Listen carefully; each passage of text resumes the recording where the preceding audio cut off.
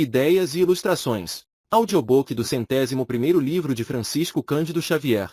Ideias e Ilustrações foi psicografado em 1970 e sua autoria é atribuída a diversos espíritos. Caro leitor, se você gostou do livro e tiver condições de comprá-lo, adquira um. Os direitos autorais são destinados a instituições de caridade. Já deixe o seu like no vídeo, pois aumenta a relevância do vídeo e o YouTube entrega para mais pessoas. E ativa as notificações para ser avisado de novos vídeos.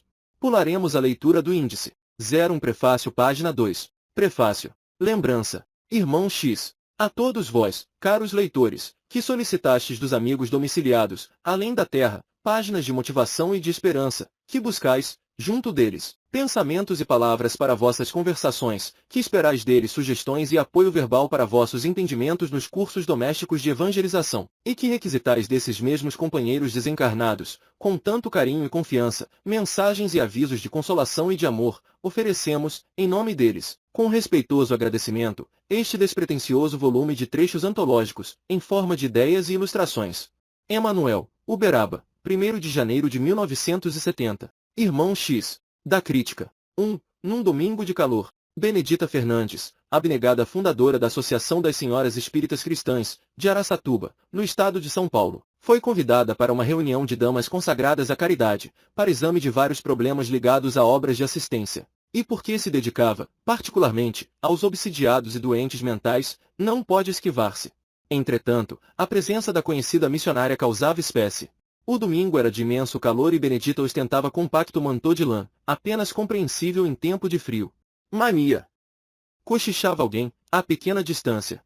De tanto lidar com malucos, a pobre espírita enlouqueceu, dizia elegante senhora companheira de poltrona, em tom confidencial. Isso é pura vaidade, falou outra, ela quer parecer diferente. Caso de obsessão. Certa amiga lembrou em voz baixa. Benedita, porém, opinava nos temas propostos, cheia de compreensão e de amor. Em meio aos trabalhos, contudo, por notar agitações na Assembleia, a presidente alegou que Benedita suava por todos os poros, e, em razão disso, rogou a ela que tirasse o mantô por gentileza. Benedita Fernandes, embora constrangida, obedeceu com humildade e só aí as damas presentes puderam ver que a mulher admirável, que sustentava em Araçatuba dezenas de enfermos, com o suor do próprio rosto, envergava singelo vestido de chitão com remendos enormes. Ante os problemas dos outros emudece os lábios teus. Em tudo sempre supomos, mas quem sabe é sempre Deus. Casimiro Cunha. Haja o que houver no caminho, não pense mal de ninguém. Cada qual vê o vizinho, conforme os olhos que tem. Gastão de Castro. Filhos, a estrada real para Deus chama-se caridade. José Horta. Neio Lúcio. 2. A conta da vida. Quando Levindo completou 21 anos, a mãezinha recebeu-lhe os amigos, festejou a data e solenizou o acontecimento com grande alegria. No íntimo, no entanto, a bondosa senhora estava triste, preocupada. O filho, até a maioridade, não tolerava qualquer disciplina. Vivia ociosamente, desperdiçando tempo e negando-se ao trabalho. Aprenderá as primeiras letras, a preço de muita dedicação materna, e lutava contra todos os planos de ação digna. Recusava bons conselhos e inclinava-se, francamente, para o desfiladeiro do vício. Nessa noite, todavia, a abnegada mãe orou, mais fervorosa, suplicando a Jesus o encaminhasse à elevação moral. Confiou-o ao céu, com lágrimas, convencida de que o Mestre Divino lhe ampararia a vida jovem. As orações da devotada criatura foram ouvidas, no alto, porque Levindo, logo depois de arrebatado pelas asas do sono, sonhou que era procurado por um mensageiro espiritual, a exibir largo documento na mão. Intrigado, o rapaz perguntou-lhe a que devia a surpresa de semelhante visita. O emissário fitou nele os grandes olhos e respondeu: Meu amigo, venho trazer-te a conta dos seres sacrificados, até agora, em teu proveito. Enquanto o moço arregalava os olhos de assombro, o mensageiro prosseguia: Até hoje, para sustentar-te a existência, morreram, aproximadamente, 2.000 aves, 10 bovinos, 50 suínos, 20 carneiros e 3.000 peixes diversos. Nada menos de 60.000 vidas do reino vegetal foram consumidas pela tua, relacionando-as do arroz, do milho, do feijão, do trigo, das várias raízes e legumes. Em média calculada, bebeste 3.000 litros de leite, gastaste 7.000 ovos e comeste 10.000 frutas. Tens explorado fartamente as famílias de seres do ar e das águas, de galinheiros e estábulos pocilgas e redis. O preço dos teus dias nas hortas e pomares vale por uma devastação. Além disto, não relacionamos aí os sacrifícios maternos, os recursos e doações de teu pai, os obséquios dos amigos e as atenções de vários benfeitores que te rodeiam. Em troca, que fizeste de útil? Não restituíste ainda à natureza a mínima parcela de teu débito imenso. Acreditas, porventura, que o centro do mundo repousa em tuas necessidades individuais e que viverás sem conta nos domínios da criação? Produze algo de bom, marcando a tua passagem pela terra. Lembra-te de que a própria erva se encontra em serviço divino. Não permitas que a ociosidade te paralise o coração e desfigure o espírito. O moço, espantado, passou a ver o desfile dos animais que havia devorado e, sob forte espanto, acordou. Amanhecera. O sol de ouro como que cantava em toda parte um hino glorioso ao trabalho pacífico. Levindo escapou da cama, correu até a genitora e exclamou: Mãezinha, arranje-me serviço. Arranje-me serviço. Underline ó. Meu filho, disse a senhora num transporte de júbilo, que alegria. Como estou contente. Que aconteceu? E o rapaz, preocupado, informou. Nesta noite passada, eu vi a conta da vida. Daí em diante, converteu-se Levindo num homem honrado e útil. Neio Lúcio. 3. Da abnegação o exemplo da fonte. Meimei. Um estudante da sabedoria, rogando ao seu instrutor lhe explicasse qual a melhor maneira de livrar-se do mal, foi por ele conduzido a uma fonte que deslizava, calma e cristalina, e, seguindo-lhe o curso, observou. Veja o exemplo da fonte, que auxilia a todos, sem perguntar, e que nunca se detém até alcançar a grande comunhão com o oceano. Junto dela crescem as plantas de toda a sorte, e em suas águas descedentam-se animais de todos os tipos e feitios. Enquanto caminhavam, um pequeno atirou 2 pedras à corrente e as águas as engoliram em silêncio, prosseguindo para diante. Reparou? Disse o mentor amigo. A fonte não se insurgiu contra as pedradas. Recebeu-as com paciência e seguiu trabalhando. Mais à frente, viram um grosso canal de esgoto arremessando detritos no corpo-alvo das águas, mas a corrente absorvia o lodo escuro, sem reclamações, e avançava sempre. O professor comentou para o aprendiz. A fonte não se revolta contra a lama que lhe atiram à face. Recolhe-a sem gritos e transforma-a em benefícios para a terra necessitada de adubo. Adiante ainda, notaram que, enquanto andorinhas se banhavam, lépidas, feios sapos penetravam também a corrente e pareciam felizes em alegres mergulhos. As águas amparavam a todos sem a mínima queixa. O bondoso mentor indicou o lindo quadro ao discípulo e terminou. Assinalemos o exemplo da fonte e aprenderemos a libertar-nos de qualquer cativeiro, porque, em verdade, só aqueles que marcham para diante, com o trabalho que Deus lhes confia, sem se ligarem às sugestões do mal, conseguem vencer dignamente na vida, garantindo, em favor de todos, as alegrias do bem eterno. Caridade, a lei do bem, aqui, além, acolá. Tanto dá, quanto mais tem, tanto mais tem quanto dá. Antônio Sales. Amor é devotamento. Nem sempre só bem querer. Bendito aquele que dá, sem pensar em receber. Sabino Batista. A renúncia será um privilégio para você. André Luiz. 4. Da cólera. O grito de cólera. Neio Lúcio. Lembra-se do instante em que gritou fortemente, antes do almoço? Por insignificante questão de vestuário, você pronunciou palavras feias em voz alta, desrespeitando a paz doméstica. Ah! Meu filho, quantos males foram atraídos por seu gesto de cólera! A mamãe, muito aflita, correu para o interior, arrastando atenções de toda a casa. Voltou-lhe a dor de cabeça e o coração tornou a descompassar-se. As 2 irmãs, que cuidavam da refeição, dirigiram-se precipitadamente para o quarto, a fim de socorrê-la, e 2/3 partes do almoço ficaram inutilizadas. Em razão das circunstâncias provocadas por sua irreflexão, o papai, muito contrariado, foi compelido a esperar mais tempo em casa, chegando ao serviço com grande atraso. Seu chefe não estava disposto a tolerar-lhe a falta e recebeu-o com repreensão áspera. Quem o visse, erecto e digno, a sofrer essa pena, em virtude da sua leviandade, sentiria compaixão. Por que você não passa de um jovem necessitado de disciplina? E ele é um homem de bem, idoso e correto, que já venceu muitas tempestades para amparar a família e defendê-la. Humilhado, suportou as consequências de seu gesto impulsivo, por vários dias, observado na oficina qual se fora um menino vadio e imprudente. Os resultados de sua gritaria foram, porém, mais vastos. A mãezinha piorou e o médico foi chamado. Medicamentos de alto preço, trazidos à pressa, impuseram vertiginosas subidas despesas, e o papai não conseguiu pagar todas as contas de armazém, farmácia e aluguel de casa. Durante 6 meses, toda a sua família lutou e solidarizou-se para recompor a harmonia quebrada, desastradamente, por sua ira infantil. 180 dias de preocupações e trabalhos árduos, sacrifícios e lágrimas. Tudo porque você, incapaz de compreender a cooperação alheia, se pôs a berrar, inconscientemente, recusando a roupa que lhe não agradava. Pense na lição, meu filho, e não repita a experiência. Todos estamos unidos, reciprocamente, através de laços que procedem dos desígnios divinos. Ninguém se reúne ao acaso. Forças superiores impelem-nos uns para os outros, de modo a aprendermos a ciência da felicidade, no amor e no respeito mútuos. O golpe do machado derruba a árvore de vez. A ventania destrói um ninho de momento para o outro. A ação impensada de um homem, todavia, é muito pior. O grito de cólera é um raio mortífero, que penetra o círculo de pessoas em que foi pronunciado e aí se demora, indefinidamente, provocando moléstias, dificuldades e desgostos. Por que não aprende a falar e a calar, a benefício de todos? Ajude em vez de reclamar.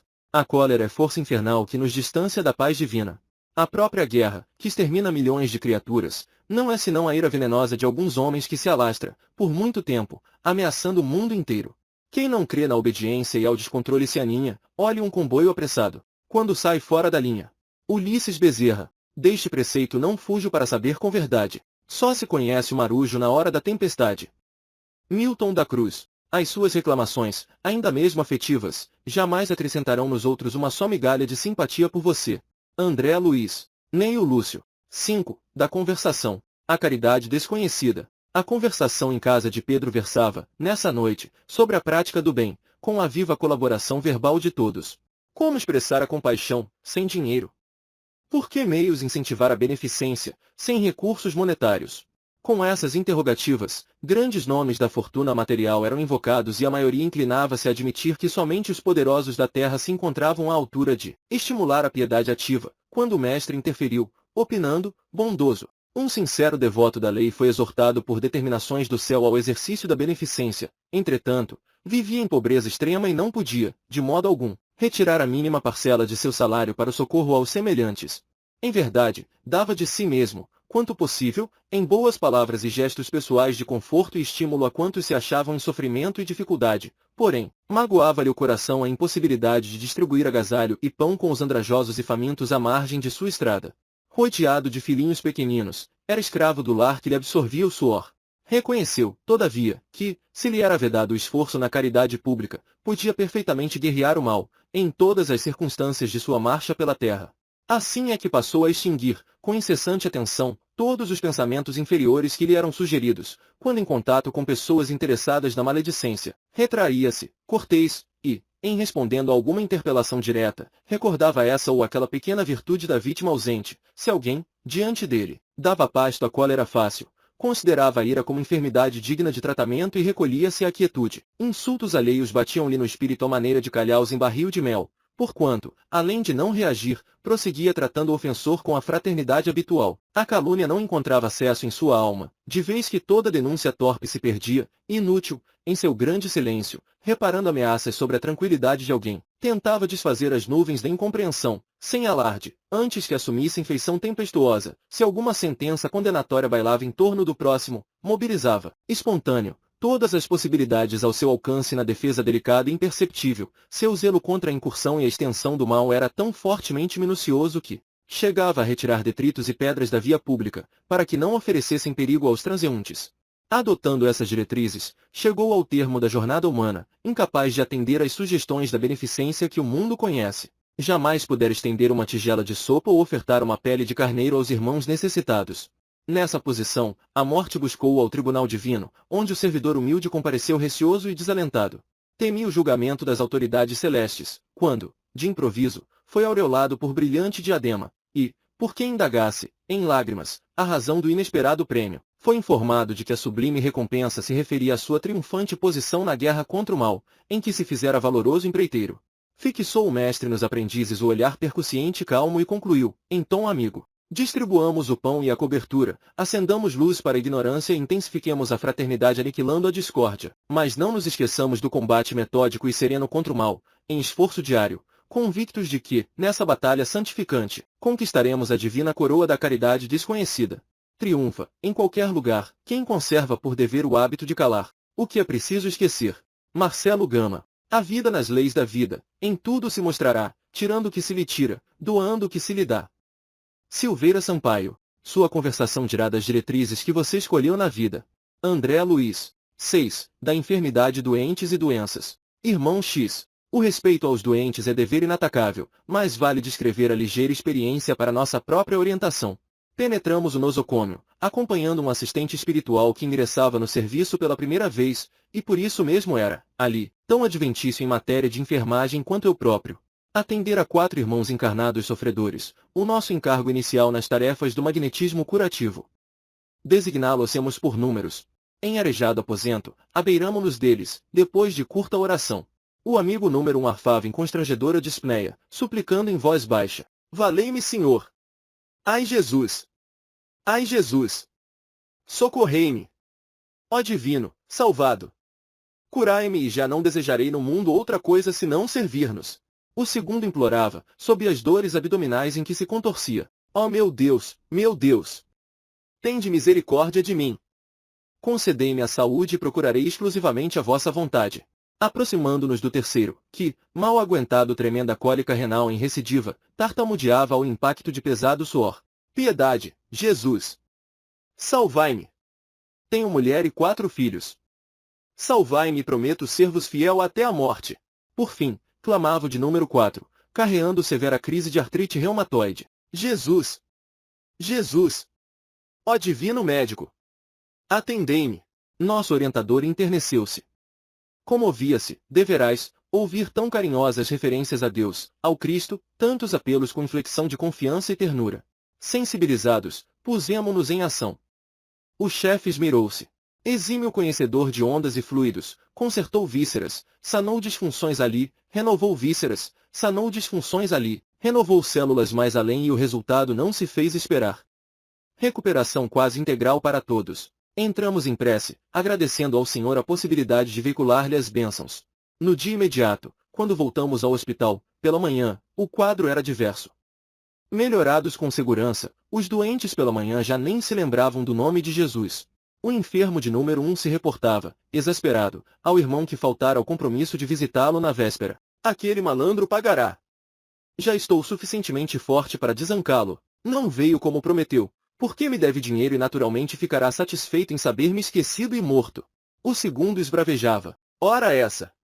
Por que me vieram perguntar se eu queria orações? Já estou farto de rezar. Quero alta hoje. Hoje mesmo. E se a situação em casa não estiver segundo penso, vai haver barulho grosso. O terceiro reclamava: Quem falou aqui em religião? Não quero saber disso. Chamem o médico. E gritando para a enfermeira que assomara a porta: Moça, se minha mulher telefonar, diga que sarei e que não estou. O doente de número 4 vociferava para a jovem que trouxera o lanche matinal: Saia da minha frente com seu café requentado, antes que eu lhe dê com este bule na cara. Atonitos, diante da mudança à vida, recorremos à prece, e o superior espiritual da instituição veio até nós, diligenciando consolar-nos e socorrer-nos. Após ouvir a exposição do mentor que se responsabilizara pelas bênçãos recebidas, esclareceu, bem-humorado: Sim, vocês cometeram um pequeno engano. Nossos irmãos ainda não se acham habilitados para o retorno à saúde, com o êxito desejável. Imprescindível baixar a taxa das melhoras efetuadas. E sem qualquer delonga, o superior podou energias aqui, diminui recursos ali, interferiu em determinados centros orgânicos mais além, e, com grande surpresa para o nosso grupo socorrista, os irmãos enfermos, com ligeiras alterações para melhoria, foram restituídos ao estado anterior, para que não lhes viesse a ocorrer coisa pior. Deus pôs a dor entre os homens, andando de deu em deu, a indicar o caminho que leva às portas do céu. Colombina. As penas chegam depressa e vão-se devagarinho, pois somos sempre nós mesmos quem lhes prepara o caminho. Sabino Batista. Não há cura para as nossas doenças da alma, quando nossa alma não se rende ao impositivo de recuperar a si mesma. Bezerra de Menezes. 7. Da esperança por 5 dias. Hilário Silva. Mais de 6 lustros passaram. Francisco Teodoro, o industrial suicida, experimentava pavorosos suplícios nas trevas. Defrontado por crise financeira esmagadora, havia aniquilado a existência. Tivera vida próspera. À custa de ingente esforço, construíra uma fábrica. Importando fios, conseguirá tecer casimiras notáveis. E o trabalho se desdobrava, promissor, operários e máquinas eficientes, armazéns e lucros firmes. Surgira, porém, a retração dos negócios. Humilhavam-no cobranças e advertências, a lhe invadirem a casa. Frases vexatórias espancavam-lhe os ouvidos. Coronel Francisco, trago-lhe as promissórias vencidas. Senhor Francisco, nossa firma não pode esperar. O capitão do serviço pedia mais tempo, apresentava desculpas, falava de novas esperanças e comentava as dificuldades de todos. Meses passaram pesadamente. Cartas vinagrosas chegavam-lhe à caixa postal. Devia aos credores diversos o montante de 800 contos de réis. A produção, abundante, descansava no depósito, sem compradores. Procurava consolo na fé religiosa. Por toda parte, lia e ouvia referências à divina bondade. Deus não desampara as criaturas, pensava. Ainda assim, tentava a oração, sem abandonar a atenção. E porque alguém o ameaçava de escândalos na imprensa, com protestos públicos, em que seria indicado por negociante desonesto, escreveu pequena carta, anunciando-se insolvável, e disparou um tiro no crânio. Com imenso pesar, descobriu que a vida continuava carregando, em zonas sombrias de purgação, a cabeça em frangalhos. Palavra alguma na terra conseguiria descrever-lhe o martírio. Sentia-se um louco encarcerado na gaiola do sofrimento. Depois de 30 anos, pode recuperar-se, internando-se em casa de reajuste, reavendo afeições e reconhecendo amigos. E agora que retornava à cidade que lhe fora ribalta ao desespero, notava, surpreendido, o progresso enorme da fábrica que lhe saíra das mãos. Embora invisível aos olhos físicos dos velhos companheiros de luta, abraçou, chorando de alegria, os filhos e os netos reunidos no trabalho vitorioso. E após reconhecer o seu próprio retrato, reverenciado pelos descendentes no grande escritório, veio a saber que acontecimento importante sucedera 5 dias depois dos funerais em que a família lhe pranteara o gesto terrível. A face de alteração na balança comercial do país, ante a Grande Guerra de 1914, o estoque de casimiras, que acumulara zelosamente, produziu importância que superou de muito a 4.000 contos de réis. Mostrando melancólico sorriso, o visitante espiritual compreendeu, então, que a bondade de Deus não falhara. Ele apenas não soubera esperar. Esperança, doce alento, de quem serve, ama e confia, escora no sofrimento. Pão nosso de cada dia. Oscar Batista. Se sofres dores crescentes, não esmoreças na estrada. Quando chega a meia-noite, é hora da madrugada. Lauro Pinheiro. Diante da noite, não acuse as trevas. Aprenda a fazer lume. André Luiz. 8. Da existência de Deus. Existência de Deus. Meimei. Conta-se que um velho árabe analfabeto orava com tanto fervor e com tanto carinho, cada noite, que, certa vez, o rico chefe de grande caravana chamou-o à sua presença e lhe perguntou: por que oras com tanta fé? Como sabes que Deus existe, quando nem ao menos sabes ler? O crente fiel respondeu: grande Senhor, conheço a existência de nosso Pai Celeste pelos sinais dele. Como assim? Indagou o chefe, admirado. O servo humilde explicou-se. Quando o senhor recebe uma carta de pessoa ausente, como reconhece quem a escreveu? Pela letra. Quando o senhor recebe uma joia, como é que se informa quanto ao autor dela? Pela marca do ourives.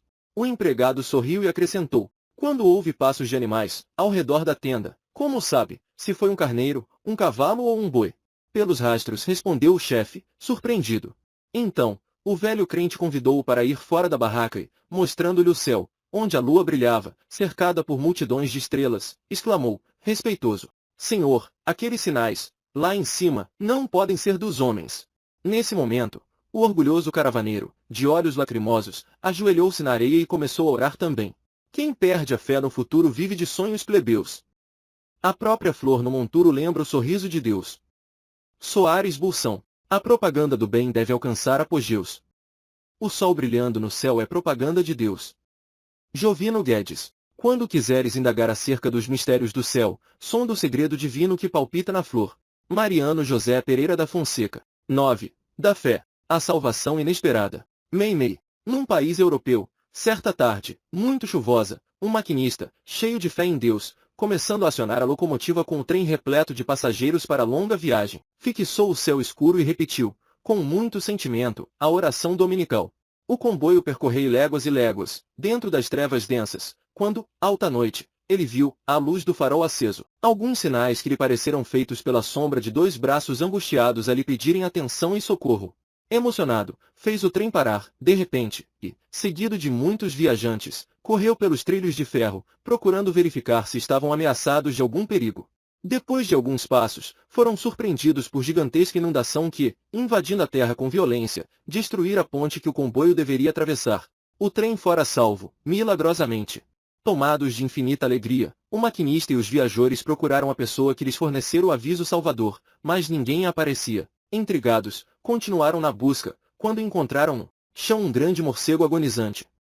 O enorme voador batera as asas, à frente do farol, em forma de 2 braços agitados e caíra sob as engrenagens. O maquinista retirou-o com cuidado e carinho, mostrou-o aos passageiros assombrados e contou como orara, ardentemente, invocando a proteção de Deus, antes de partir. E, ali mesmo, ajoelhou-se, ante o morcego que acabava de morrer, exclamando em alta voz: Pai nosso, que estás no céu, santificado seja o teu nome, venha a nós o teu reino, seja feita a tua vontade, assim na terra como no céu. O pão nosso de cada dia dá-nos hoje e perdoa as nossas dívidas, assim como perdoamos aos nossos devedores. Não nos deixes cair em tentação e livra-nos do mal, porque teu é o reino, o poder e glória para sempre. Assim seja. Quando acabou de orar, grande quietude reinava na paisagem. Todos os passageiros, crentes e descrentes, estavam também ajoelhados, repetindo a prece com amoroso respeito. Alguns choravam de emoção e reconhecimento, agradecendo ao Pai Celestial, que lhes salvara a vida, por intermédio de um animal que infunde tanto pavor às criaturas humanas. E até a chuva parara de cair, como se o céu silencioso estivesse igualmente acompanhando a sublime oração. Nunca te percas da fé, mesmo largado sozinho. Quem se desvia de Deus não acha o próprio caminho. Arthur Kandal. Deus tinge de verde a erva, mostrando toda a extensão que nunca falta esperança para os caídos no chão. Alfredo Souza. A oração é a nossa escada de intercâmbio com o céu. João Bosco. 10. Da gentileza. O poder da gentileza. Neio Lúcio. Eminente professor negro, interessado em fundar uma escola num bairro pobre, onde centenas de crianças desamparadas cresciam sem o benefício das letras, foi recebido pelo prefeito da cidade que lhe disse imperativamente, depois de ouvir-lhe o plano: a lei e a bondade nem sempre podem estar juntas. Organize uma casa e autorizaremos a providência. Mas, doutor, não dispomos de recursos, considerou o benfeitor dos meninos desprotegidos. Que fazer? De qualquer modo, cabe-nos amparar os pequenos analfabetos. O prefeito reparou-lhe demoradamente a figura humilde, fez um riso escarninho e acrescentou: o senhor não pode intervir na administração. O professor, muito triste, retirou-se e passou a tarde e a noite daquele sábado, pensando. Domingo, muito cedo saiu a passear, sob as grandes árvores, na direção de antigo mercado. Ia comentando, na oração silenciosa: meu Deus, como agir? Não receberemos um pouso para as criancinhas, senhor? Absorvido na meditação, atingiu o mercado e entrou. O movimento era enorme. Muitas compras. Muita gente. Certa senhora, de apresentação distinta, aproximou-se dele tomando por servidor vulgar, de mãos desocupadas e cabeça vazia, exclamou: meu velho, venha cá. O professor acompanhou-a sem vacilar. À frente de um saco enorme, em que se amontoavam mais de 30 quilos de verdura, a matrona recomendou: traga-me esta encomenda. Colocou ele o fardo às costas e seguiu-a. Caminharam seguramente uns 500 metros e penetraram elegante vivenda, onde a senhora voltou a solicitar: tenho visitas hoje. Poderá ajudar-me no serviço geral? Perfeitamente, respondeu o interpelado, dê suas ordens. Ela indicou o pequeno pátio e determinou-lhe a preparação de meio metro de lenha para o fogão. Empunhando o machado, o educador, com esforço, rachou algumas toras. Fim do serviço, foi chamado para retificar a chaminé. Consertou-a com sacrifício da própria roupa. Sujo de pó escuro, da cabeça aos pés, recebeu ordens de buscar um peru assado, a distância de 2 quilômetros. Pôs-se a caminho, trazendo o grande prato em pouco tempo. Logo mais, atirou-se à limpeza de extenso recinto em que se efetuaria lauto almoço. Nas primeiras horas da tarde, 7 pessoas davam entrada no fidalgo domicílio. Entre elas, relacionava-se o prefeito que anotou a presença do visitante da véspera, apresentando ao seu gabinete por autoridades respeitáveis. Reservadamente, indagou sua irmã, que era a dona da casa, quanto ao novo conhecimento, conversando ambos na surdina. Ao fim do dia, a matrona distinta e autoritária, com visível desapontamento, veio ao servo improvisado e pediu o preço dos trabalhos. Não pense nisto, respondeu com sinceridade, tive muito prazer em ser-lhe útil. No dia imediato, contudo, a dama da véspera procurou-o, na sua casa modesta em que se hospedava e, depois de rogar-lhe desculpas, anunciou-lhe a concessão de amplo edifício, destinado à escola que pretendia estabelecer. As crianças usariam o patrimônio à vontade e o prefeito autorizaria a providência com satisfação. Deixando transparecer nos olhos úmidos a alegria e o reconhecimento que lhe reinavam na alma, o professor agradeceu e beijou-lhe as mãos, respeitoso. A bondade dele vencer os impedimentos legais. O exemplo é mais vigoroso que a argumentação. A gentileza está revestida, em toda parte, de glorioso poder. Se pretendes o caminho da vida que afeiçoa, trabalha, incessantemente, aprende, serve e perdoa. Casimiro Cunha. A vida se classifica por essa base singela. Quanto mais útil, mais rica, quanto mais simples, mais bela. Marcelo Gama. Sua generosidade chamará a bondade alheia em seu socorro. André Luiz. Neio Lúcio. 11. Da humildade o burro de carga. No tempo em que não havia automóveis, na cocheira de famoso Palácio Real um burro de carga curtia imensa amargura, em vista das pilhérias e remoques dos companheiros de apartamento. Reparando-lhe pelo maltratado, as fundas cicatrizes do lombo e a cabeça tristonha e humilde, aproximou-se formoso cavalo árabe, que se fizera detentor de muitos prêmios, e disse, orgulhoso, triste sina que recebeste. Não invejas minha posição nas corridas? Sou acariciado por mãos de princesas e elogiado pela palavra dos reis. Pudera! Exclamou um potro de fina origem inglesa. Como conseguirá um burro entender o brilho das apostas e o gosto da caça? O infortunado animal recebia os sarcasmos, resignadamente. Outro soberbo cavalo, de procedência húngara, entrou no assunto e comentou. Há 10 anos, quando me ausentei de pastagem vizinha, vi este miserável sofrendo rudemente nas mãos de bruto amansador. É tão covarde que não chegava a reagir, nem mesmo com um coice. Não nasceu senão para carga e pancadas. É vergonhoso suportar-lhe a companhia. Nisto, admirável jumento espanhol acercou-se do grupo, e acentuou sem piedade. Lastimo reconhecer neste burro um parente próximo. É animal desonrado, fraco, inútil. Não sabe viver senão sob pesadas disciplinas. Ignora o aprumo da dignidade pessoal e desconhece o amor próprio. Aceito os deveres que me competem até o justo limite, mas, se me constrangem a ultrapassar as obrigações, recuso-me à obediência, pinoteio e sou capaz de matar. As observações insultuosas não haviam terminado, quando o rei penetrou o recinto, em companhia do chefe das cavalariças. Preciso de um animal para serviço de grande responsabilidade, informou o monarca, animal dócil e educado, que mereça absoluta confiança. O empregado perguntou, não prefere o árabe, majestade? Não, não, falou o soberano, é muito altivo e só serve para corridas em festejos oficiais sem maior importância. Não quer o potro inglês? De modo algum. E muito irrequieto e não vai além das extravagâncias da caça. Não deseja o húngaro? Não, não. É bravio, sem qualquer educação. É apenas um pastor de rebanho. O jumento serviria? Insistiu o servidor atencioso. De maneira nenhuma. É manhoso e não merece confiança. Decorridos alguns instantes de silêncio, o soberano indagou. Onde está o meu burro de carga? O chefe das cocheiras indicou-o, entre os demais. O próprio rei puxou-o carinhosamente para fora, mandou ajesá-lo com as armas resplandecentes de sua casa e confiou-lhe o filho, ainda criança, para a longa viagem. Assim também acontece na vida. Em todas as ocasiões, temos sempre grande número de amigos, de conhecidos e companheiros, mas somente nos prestam serviços de utilidade real aqueles que já aprenderam a suportar, servir e sofrer, sem cogitar de si mesmos.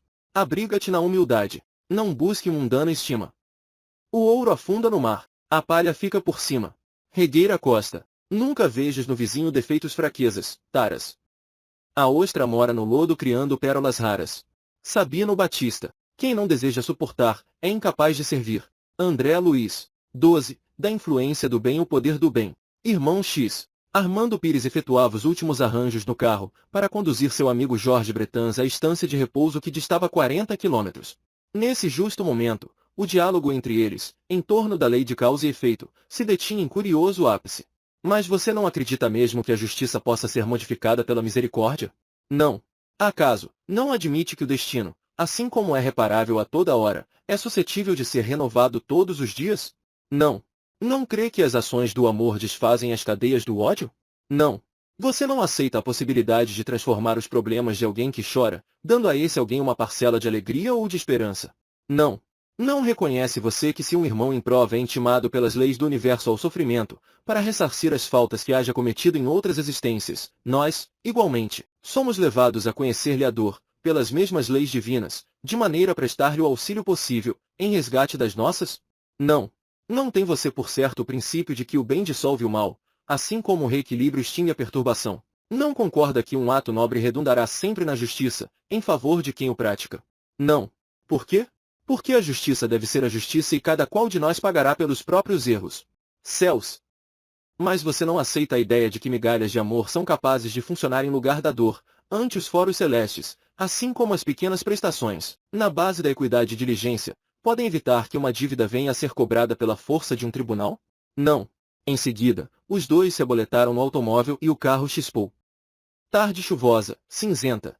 Alguns quilômetros, para além da arrancada, um buraco no asfalto, sobre alta rampa, e forte sacudidela agitou os viajores.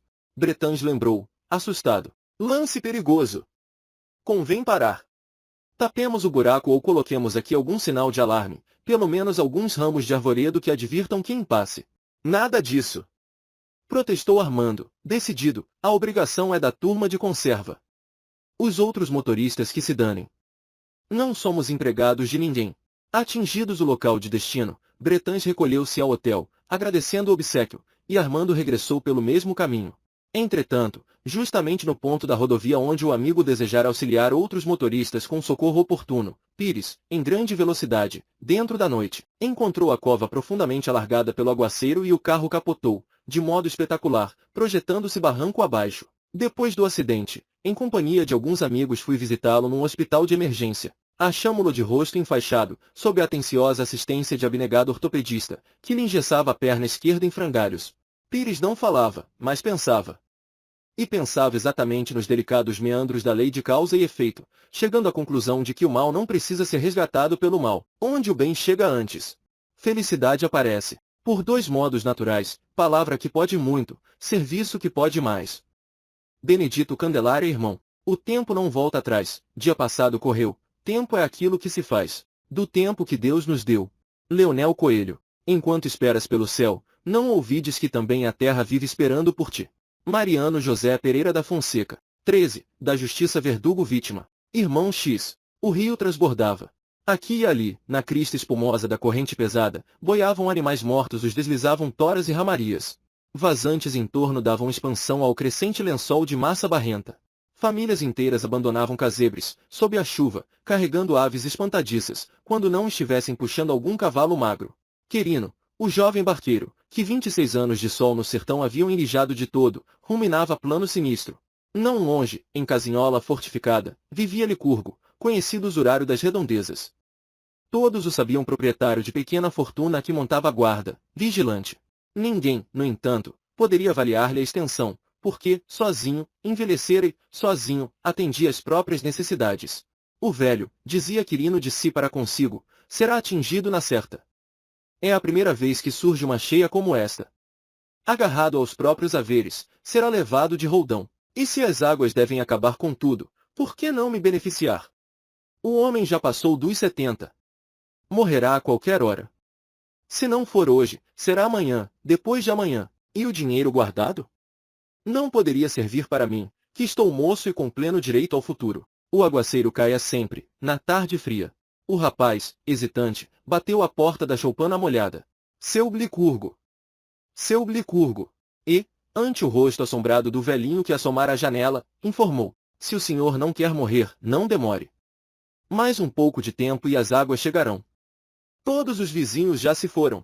Não, não, resmungou o proprietário, moro aqui há muitos anos. Tenho confiança em Deus e no rio. Não sairei. Venho fazer-lhe um favor. Agradeço, mas não sairei. Tomado de criminoso impulso, o barqueiro empurrou a porta mal fechada e avançou sobre o velho, que procurou em vão reagir. Não me mate, assassino. A voz rouquenha, contudo, silenciou nos dedos robustos do jovem. Querino largou para um lado o corpo amolecido. Como traste inútil, arrebatou o pequeno molho de chaves do grande cinto e, em seguida, varejou todos os escaninhos. Gavetas abertas mostravam cédulas mofadas, moedas antigas e diamantes, sobretudo diamantes. Enseguecido de ambição, o moço recolhe quanto acha. A noite chuvosa descera completa. Querino toma os despojos da vítima num cobertor e, em minutos breves, o cadáver mergulha no rio. Após, volta à casa despovoada, recompõe o ambiente e afasta-se, enfim, carregando a fortuna. Passado algum tempo, o homicida não vê que uma sombra se lhe esgueira à retaguarda. É o espírito de Licurgo, que acompanha o tesouro. Pressionado pelo remorso, o barqueiro abandona a região e instala-se em grande cidade, com pequena casa comercial, e casa-se, procurando esquecer o próprio arrependimento, mas recebe o velho Licurgo, reencarnado, por seu primeiro filho. Se queres viver contente no doce clima da paz, nunca deis um passo à frente, deixando culpas atrás. Sousa Lobo. Se queres felicidade, no campo que te rodeia, nunca entreteças teu ninho em galho de dor alheia, Fóssion Caldas. O dever possui as benções da confiança, mas a dívida tem os fantasmas da cobrança. André Luiz. 14. Da maledicência ameada. Irmão X. A conversação entre as duas jovens senhoras se desenvolvia no ônibus. Você não pode imaginar o meu amor por ele. Não posso concordar com você. De certo que não me entende. Mas, Dulce, você chega a querer o Dionísio, tanto quanto ao marido. Não tanto, mas não consigo passar sem os dois. Meu Deus! Isso é coisa de casal sem filhos. É possível. Você não acha isso estranho, inadmissível? Acho natural. Noto você demasiadamente apegada. Não é justo. Sei que você não me compreende. Simplesmente não concordo. Mas Dionísio, isso é uma psicose. Dona Dulce e a amiga, no entanto, ignoravam que Dona Lequinha, vizinha de ambas, sentara-se perto e estava de ouvido atento, sem perder palavra. De parada em parada. Cada uma volveu ao lar suburbano, mas Dona Lequinha, ao chegar em casa, começou a fantasiar. Bem que notara Dona Dulce acompanhada por um moço ao tomar o elétrico, aliás, pessoa de cativante presença. Recordava-lhe as palavras derradeiras: vá tranquila, amanhã telefonarei. Cabeça quente, vasculhando novidades no ar, aguardou o esposo, colega de serviço do marido de Dona Dulce, e tão logo à mesa, a sós com ele para o jantar, surgiu um novo diálogo. Você não imagina o que vi hoje. Diga, mulher. Dona Dulce, calcule você. Dona Dulce, que sempre nos pareceu uma santa, está de aventuras. O que? Vi com meus olhos. Um rapagão a seguia mostrando gestos de apaixonado e, por fim, no ônibus, ela própria se confessou a Dona Cecília. Chegou a dizer que não consegue viver sem o marido e sem o outro. Uma calamidade. Ah! Mas isso não fica assim, não. Júlio é meu colega e Júlio vai saber. A conversa transitou através de comentários escusos, e no dia imediato, pela manhã, na oficina, o amigo ouve do amigo o desabafo em tom sigiloso. Júlio, você me entende. Somos companheiros e não posso enganá-lo. O que vou dizer representa um sacrifício para mim, mas falo para seu bem. Seu nome é limpo demais para ser desrespeitado, como estou vendo. Não posso ficar calado por mais tempo. Sua mulher. E o esposo escutou a denúncia, longamente cochichada, qual se lhe enterrassem afiada lâmina no peito. Agradeceu, pálido. Em seguida, pediu licença ao chefe para ir à casa, alegando um pretexto qualquer. No fundo, porém, ansiava por um entendimento com a esposa, aconselhá-la, saber o que havia de certo. Deixou o serviço, no rumo do lar e, aí chegando, penetrou a sala, agoniado. Estacou, de improviso. A companheira falava, despreocupadamente, ao telefone, no quarto de dormir. Ah! Sim, não há problema, hoje mesmo. Às 3 horas. Meu marido não pode saber. Júlio retrocedeu, à maneira de cão espantado. Sob enorme excitação, tornou à rua. Logo após, notificou na oficina que se achava doente e pretendia medicar-se. Retornou à casa e tentou o almoço, em companhia da mulher que, em vão, procurou fazê-lo sorrir. Acabrunhado, voltou a perambular pelas vias públicas, e poucos minutos depois das 3 da tarde, entrou sutilmente no lar. Aflito, mentalmente descontrolado, entreabriu devagarinho a porta do quarto e viu, agora positivamente aterrado, um rapaz em mangas de camisa, a inclinar-se sobre o seu próprio leito. De imaginação envenenada, concebeu a pior interpretação. O pobre operário recusou em delírio e, à noite, foi encontrado morto num pequeno galpão dos fundos. Enforcara-se em desespero. Só então, ao choro de Dona Dulce, o mexerico foi destrinçado. Dionísio era apenas o belo gatinho angorá que a desolada senhora criava com estimação imensa, um moço que a seguirá até o ônibus zero veterinário, a cujos cuidados profissionais confiara ela o animal doente. O telefonema era baseado na encomenda que Dona Dulce fizera de um colchão de molas, ao gosto moderno, para uma afetuosa surpresa ao marido, e o rapaz que se achava no aposento íntimo do casal era, nem mais nem menos, o empregado da casa de móveis que viera ajustar o colchão referido ao leito de grandes proporções. A tragédia, porém, estava consumada e Dona Lequinha, diante do suicídio exposto à visitação, comentou, baixinho, para a amiga de lado: que homem precipitado! Morrer por uma bobagem! A gente fala certas coisas, só por falar. Do mal que se pensa e diz, cala as notícias que levas. Conversação infeliz. É pasto à força das trevas. Lulu Parola. Olhar de alguém, quando é bom, além da sombra se apruma. Vê serviço em qualquer parte, não vê mal em parte alguma. Augusto de Oliveira. Não basta que sua boca esteja perfumada a ponto, é imprescindível que permaneça incapaz de ferir. André Luiz. 15. Da ociosidade lenda simbólica. Irmão X. Existe no folclore de várias nações do mundo antiga lenda que exprime comumente a verdade de nossa vida. Certo homem que pervagava, infeliz, padecendo intempérie e solidão, encontrou valiosa pedra em que se refugiou, encantado. À maneira de concha em posição vertical, O minúsculo penhasco protegia-o contra as bagas de chuva, ofertando-lhe, ao mesmo tempo, o colo rijo sobre o qual vasta porção de folhas secas lhe propiciava adequado ninho.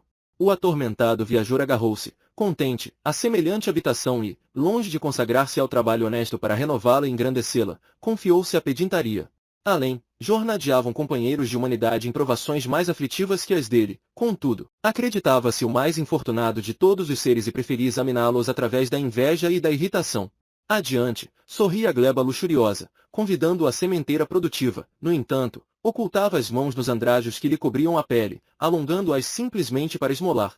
Na imensidão do céu, cada manhã, surgia o sol, como glorioso ministro da luz divina, exortando-o ao labor digno, mas o desditoso admitia-se incapacitado e enfermo de tal sorte, que não se atrevia a deixar a pedra protetora.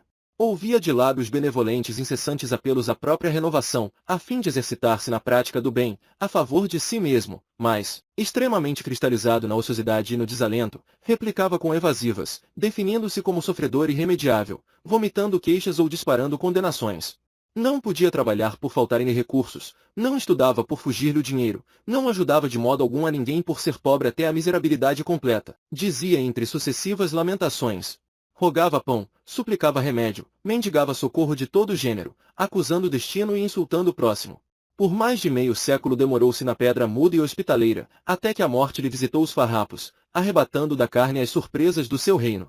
Foi então que mãos operosas removeram um enorme calhau para que a higiene retornasse à paisagem, encontrando sob a pequena rocha granítica um imenso tesouro de moedas e joias, suscetível de assegurar a evolução e o conforto de grande comunidade. O devoto da inércia experimentara desolação e necessidade, por toda a existência, sobre um leito de inimaginável riqueza. Assim somos quase todos nós, durante a reencarnação. Almas famintas de progresso e acrisolamento, colamo-nos ao grabato físico para a aquisição de conhecimento e virtude, experiência e sublimação, mas, muito longe de entender a nossa divina oportunidade, desertamos da luta e viajamos no mundo à feição de mendigos caprichosos e descontentes, albergando amarguras e lágrimas, no culto disfarçado da rebeldia. E, olvidando nossos braços que podem agir para o bem, estendemo-los não para dar e sim para recolher, pedindo, suplicando, retendo, reclamando e exigindo, até que chega o momento em que a morte nos faz conhecer o tesouro que desprezamos. Se a lenda que repetimos pode merecer-te atenção, aproveita o aconchego do corpo a que te acolhes, entregando-te a construção do bem por amor ao bem, na certeza de que a tua passagem na terra vale por generosa bolsa de estudo, e de que amanhã regressarás para o ajuste de contas em tua esfera de origem. Deus é Pai, mas, em verdade, no amor de Pai que não muda, se garante vida a todos. Só ajuda a quem ajuda. Ormando Candelária. Não é a erva daninha que mata o grão promissor, mas a triste negligência que mora no lavrador. Casimiro Cunha. A enxada por muitos anos viveu feliz, honrada pelos trabalhadores que a manejavam, mas sentiu-se cansada e aposentou-se num canto. Surpreendeu-a, então, a ferrugem que a devorou em poucos meses.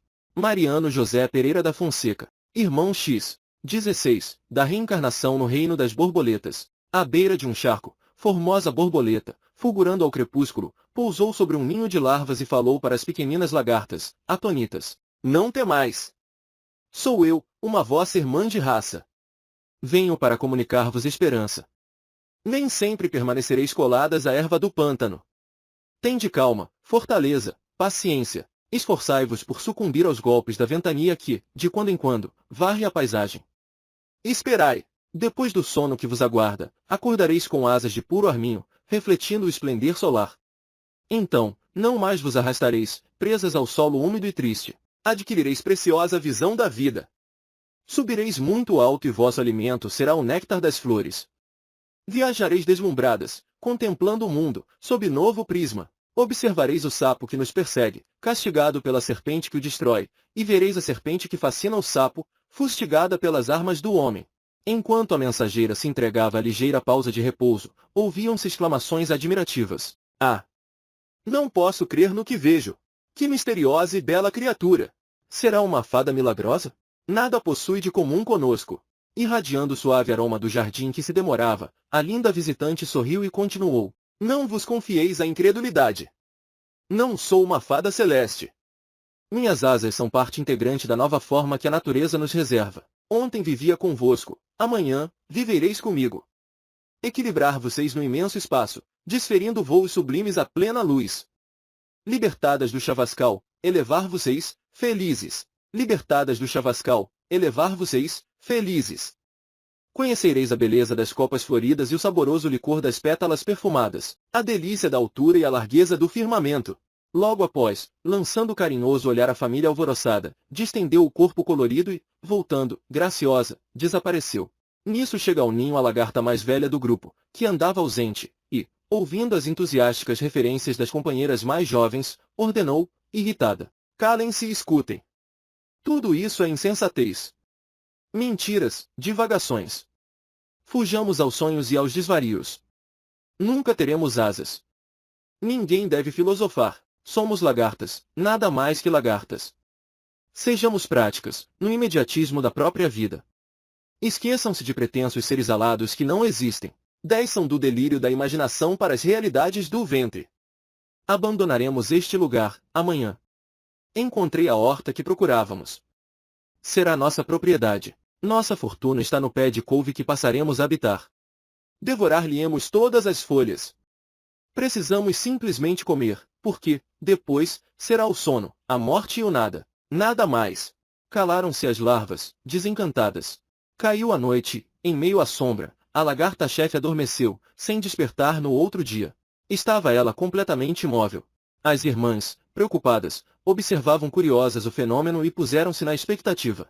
Findo algum tempo, com infinito assombro, repararam que a orgulhosa e descrente orientadora se metamorfoseara numa veludosa falena, voejante e leve. Não guardes antipatia, a paz e a luz na vida sã. Inimigo de hoje em dia, parente nosso amanhã. Álvaro Martins. Por lei celeste possuis aquilo em que te desdobras. Cada pessoa na vida descende das próprias obras. Chiquito de Moraes. Não se queixe em circunstância alguma. Lembre-se de que a vida e o tempo são concessões de Deus diretamente a você, e, acima de qualquer angústia ou provação, a vida e o tempo responderão a você com a bênção da luz ou com a experiência da sombra, como você quiser. André Luiz. 17. Da renúncia à única dádiva. Irmão X. Consta-se que Simão Pedro estava cansado, depois de 20 dias junto do povo. Banhara ferimentos, alimentara mulheres e crianças esquálidas, e, em vez de receber a aprovação do povo, recolhia insultos velados, aqui e ali. Após 3 semanas consecutivas de luta, fatigara-se e preferira isolar-se entre alcaparreiras amigas. Por isso mesmo, no crepúsculo anilado, estava, ele só, diante das águas, a refletir. Aproxima-se alguém, contudo. Por mais busque esconder-se, sente-se procurado. É o próprio Cristo. Que fazeis, Pedro? Diz-lhe o Senhor. Penso, mestre. E o diálogo prolongou-se. Estás triste? Muito triste. Por quê? Chamam-me ladrão. Mas se a consciência te não acusa, que tem isso? Sinto-me desditoso. Em nome do amor que me ensinas, alivio os enfermos e ajudo aos necessitados. Entretanto, injuriam-me. Dizem por aí que furto, que exploro a confiança do povo. Ainda ontem, distribuí os velhos mantos que nos foram cedidos pela casa de Carpo, entre os doentes chegados de Jope. Alegou alguém, inconsideradamente, que surrupiei a maior parte. Estou exausto, mestre. 20 dias de multidão pesam muito mais que 20 anos de serviço na barca.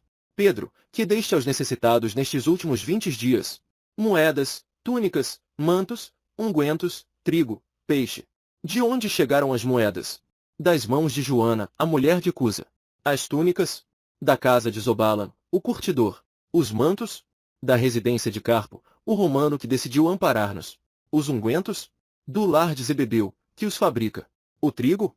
Da seara de Zaqueu, que se lembra de nós. E os peixes? Da nossa pesca. Então, Pedro, que devo entender, Senhor? Que apenas entregamos aquilo que nos foi ofertado para distribuirmos, em favor dos que necessitam. A divina bondade conjuga as circunstâncias e confia-nos de um modo ou de outros elementos que devamos movimentar nas obras do bem. Disseste servir em nome do amor. Sim, mestre. Recorda, então, que o amor não relaciona calúnias, nem conta sarcasmos. O discípulo, entremostrando súbita renovação mental, não respondeu. Jesus abraçou-o e disse: Pedro, todos os bens da vida podem ser transmitidos de sítio a sítio e de mão em mão. Ninguém pode dar, em essência, esse ou aquele patrimônio do mundo, senão o próprio Criador, que nos empresta os recursos por ele gerados na criação. E, se algo podemos dar de nós, o amor é a única dádiva que podemos fazer, sofrendo e renunciando por amor. O apóstolo compreendeu e beijou as mãos que o tocavam de leve. Em seguida, puseram-se ambos a falar alegremente sobre as tarefas esperadas para o dia seguinte. Um gesto de caridade. Na dor de momento incerto, recorda a bênção do orvalho amenizando o deserto. Eugênio Rubião. O ponto alto do amor em tudo se mostra nisso. Entendimento e bondade com tradução e serviço. Álvaro Novaes. Benfeitor, é o que ajuda e passa. Amigo, é o que ampara em silêncio. André Luiz. 18. Da tolerância mesmo ferido. Hilário Silva. O rapaz fora rudemente esbofeteado num baile. Em sã consciência, não sentia culpa alguma. Nada fizera que pudesse ofender. Por mera desconfiança, o agressor esmurrara-lhe o rosto. Covarde, covarde, haviam dito os circunstantes. Ele, porém, limpando a face sanguinolenta, compreendeu que, desarmado, não seria prudente medir forças. Jurara, porém, vingar-se. E, agora, munido de um revólver, aguardava a ocasião. Um amigo, no entanto, percebendo-lhe a alma sombria, instou muito e conduziu-o a uma reunião da doutrina espírita. Desinteressado, ouviu preces e pregações, comentários e apontamentos edificantes. Ao término da sessão, porém, um amigo espiritual, pela mão de um dos médios presentes, escreveu bela página sobre o perdão, na qual surgiam afirmações como estas: a justiça real vem de Deus. Ninguém precisa vingar-se. Mesmo ferido, serve e perdoa. A corrigenda do ofensor pode ser amanhã. O jovem ouviu atentamente e saiu pensando. Na manhã seguinte, topou, fez-se a face, o desafeto, mas recordou a lição e conteve-se. Por uma semana se repetiu o reencontro, e, por 7 vezes, freou-se prudentemente. Dias depois, porém, retornado ao trabalho, encontra um enterro e descobre-se. Só então vem a saber que o grande esmurrador, aquele que o ferira, morrera na véspera, picado por escorpião. No caminho para o céu, por lei, em qualquer lugar, o tempo mais importante é o tempo de perdoar. Lobo da Costa. Eis a norma da vingança de formação garantida. Desculpar sem condições a quem nos golpeia a vida. Augusto de Oliveira. Não estrague o seu dia. Aprenda, com a sabedoria divina, a desculpar infinitamente, construindo e reconstruindo sempre para o infinito bem. André Luiz. 19. Do amor à arma infalível. Neio Lúcio. Certo dia, um homem revoltado criou um poderoso e longo pensamento de ódio, colocou-o numa carta rude e malcriada e mandou-o para o chefe da oficina de que fora despedido. O pensamento foi vazado em forma de ameaças cruéis. E quando o diretor do serviço leu as frases ingratas que o expressava, acolheu-o, desprevenidamente, no próprio coração, e tornou-se furioso sem saber por quê. Encontrou, quase de imediato, o subchefe da oficina e, a pretexto de enxergar uma pequena peça quebrada, desfechou sobre ele a bomba mental que trazia consigo. Foi a vez do subchefe tornar-se neurastênico, sem dar o motivo. Abrigou a projeção maléfica no sentimento, permaneceu amuado várias horas, e no instante do almoço, ao invés de alimentar-se, descarregou na esposa o perigoso dardo intangível. Tão só por ver um sapato imperfeitamente engraxado, proferiu dezenas de palavras feias, sentiu-se aliviado e a mulher passou a zelar no peito a odienta vibração, em forma de cólera inexplicável. Repentinamente transtornada pelo raio que a ferira e que, até ali, ninguém soubera remover, encaminhou-se para a empregada que se incumbia do serviço de calçados e desabafou. Com palavras indesejáveis inoculou-lhe no coração o estilete invisível. Agora, era uma pobre menina quem detinha o tóxico mental. Não podendo despejá-lo nos pratos e xícaras ao alcance de suas mãos, em vista do enorme débito em dinheiro que seria compelida a aceitar, acercou-se de velho cão, dorminhoco e paciente, e transferiu-lhe o veneno imponderável, num pontapé de largas proporções. O animal ganiu e disparou, tocado pela energia mortífera, e, para livrar-se desta, mordeu a primeira pessoa na via pública. Era a senhora de um proprietário vizinho que, ferida na coxa, se enfureceu instantaneamente, possuída pela força maléfica. Em gritaria desesperada, foi conduzida a certa farmácia, entretanto, deu-se pressa em transferir ao enfermeiro que a socorria a vibração amaldiçoada. Crivou-o de xingamentos e esbofeteou-lhe o rosto. O rapaz muito prestativo, de calmo que era, converteu-se em fera verdadeira. Revidou os golpes recebidos com observações ásperas e saiu, alucinado, para a residência, onde a velha e devotada mãezinha o esperava para a refeição da tarde. Chegou e descarregou sobre ela toda a ira de que era portador. "Estou farto!" bradou. "A senhora é culpada dos aborrecimentos que me perseguem. Não suporto mais esta vida infeliz. Fuja de minha frente!" Pronunciou nomes terríveis. Blasfemou. Gritou, colérico, qual louco. A velhinha, porém, longe de agastar-se, tomou-lhe as mãos e disse-lhe com naturalidade e brandura: "Venha cá, meu filho. Você está cansado e doente. Sei a extensão de seus sacrifícios por mim e reconheço que tem razões para lamentar-se. No entanto, Tenhamos bom ânimo. Lembremo-nos de Jesus. Tudo passa na terra. Não nos esqueçamos do amor que o Mestre nos legou. Abraçou-o comovida, e afagou-lhe os cabelos. O filho demorou-se a contemplar-lhe os olhos serenos e reconheceu que havia no carinho materno tanto perdão e tanto entendimento que começou a chorar, pedindo-lhe desculpas. Houve então entre os dois uma explosão de íntimas alegrias. Jantaram felizes e oraram em sinal de reconhecimento a Deus. A projeção destrutiva do ódio morrera, afinal, ali, dentro do lar humilde, diante da força infalível e sublime do amor. O amor é assim como um sol de grandeza indefinida, que não dorme, nem descansa no espaço de nossa vida. Sabino Batista. Palavras que amparam sempre sem sombra, vinagre ou lama, nascem somente na fonte do coração de quem ama. Ormando Candelária. O amor, sublime impulso de Deus, é a energia que move os mundos. Tudo cria, tudo transforma, tudo eleva. Palpita em todas as criaturas. Alimenta todas as ações. João de Brito. Meimei. 20. Do auxílio espontâneo algo mais. Um crente sincero na bondade do céu, desejando aprender como colaborar na construção do reino de Deus, pediu, certo dia, ao Senhor a graça de compreender os propósitos divinos e saiu para o campo. De início, encontrou-se com o vento que cantava e o vento lhe disse: Deus mandou que eu ajudasse as sementeiras e varresse os caminhos, mas eu gosto também de cantar, embalando os doentes e as criancinhas. Em seguida, o devoto surpreendeu uma flor lhe contou: minha missão é preparar o fruto, entretanto, produzo também o aroma que perfuma até mesmo os lugares mais impuros. Logo após, o homem estacou ao pé de grande árvore, que protegia um poço d'água, cheio de rãs, e a árvore lhe falou: confiou-me o Senhor a tarefa de auxiliar o homem, contudo, creio que devo amparar igualmente as fontes, os pássaros e os animais. O visitante fixou os feios batráquios e fez um gesto de repulsa, mas a árvore continuou: estas rãs são boas amigas, hoje posso ajudá-las, mas depois serei ajudada por elas, na defesa de minhas próprias raízes, contra os vermes da destruição e da morte. O devoto compreendeu o ensinamento e seguiu adiante, atingindo uma grande cerâmica. Acariciou o barro que estava sobre a mesa e o barro lhe disse: meu trabalho é o de garantir o solo firme, mas obedeço ao oleiro e procuro ajudar na residência do homem, dando forma a tijolos, telhas e vasos. Então, o devoto regressou ao lar e compreendeu que para servir na edificação do reino de Deus é preciso ajudar aos outros, sempre mais, e realizar, cada dia, algo mais do que seja justo fazer. Os homens fazem os votos usando o verbo em comum. Deus prova pelo serviço o valor de cada um. Benedito Candelária irmão. A ventura se concebe só pelo câmbio do bem. Quanto mais dá, mais recebe. Quanto mais serve, mais tem. José Albano. Você deseja oportunidades de crescimento e ascensão na espiritualidade superior, mas, frequentemente, foge aos degraus do esforço laborioso e humilde de cada dia, concedidos a você pela infinita bondade, a título de misericórdia. André Luiz. 21. Do culto cristão no lar Jesus mandou alguém. Hilário Silva. O culto do Evangelho no lar havia terminado às 7 da noite, e João Pires, com esposa, filhos e netos, em torno da mesa, esperava o café que a família saboreava depois das orações. Ana Maria, pequena de 7 anos, reclamou: vovô, não sei por que Jesus não vem. Sempre vovô chama por ele nas preces: vem Jesus! Vem Jesus, e Jesus nunca veio.